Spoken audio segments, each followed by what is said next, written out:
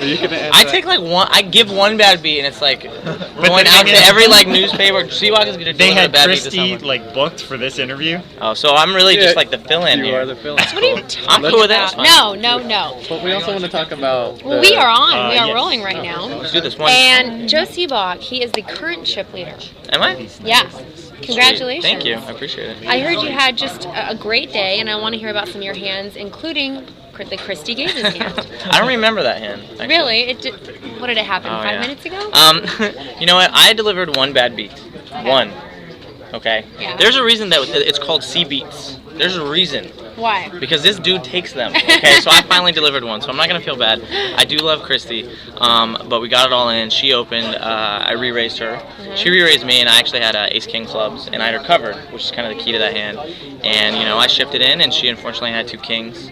But you know, I rivered an ace. I did like my daddy told me. It worked out. Wow. So, who's at your table?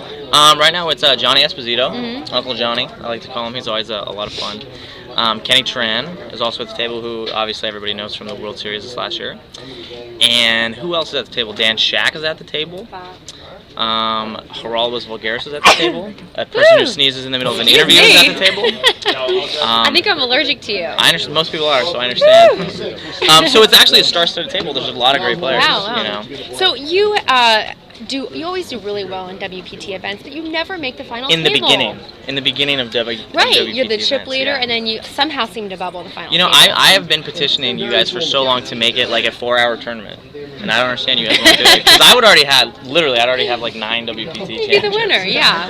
You know, I don't know. I wish people ask me this question so often, and I wish I had an answer. I have no idea. I always have Nice chips. to know I'm different. I mean, no, it's the natural question, you know, because I always have chips at this point, and I never seem. I've gotten close a couple times, you know, but I never actually seem to make it. So what do you think? We'll see. Legends, 2008. So I'll probably be out 7? in about an hour after we get started. You know. No, I don't think so. We'll see. I'm gonna try to break the hex. We'll see what happens. So what do you do as the chip leader at this point? It's 8:45. Right. And we have a couple more hours left to go. What do I typically do? Yeah. From this point on, I usually bleed chips. This is what I do. I get as many chips as possible, and then I bleed them out. How are we going to change You know what I'm this? You know, I'm gonna play my style, because you know I like my style. I'm gonna get after people and try to make people uncomfortable and try to put some pressure on them.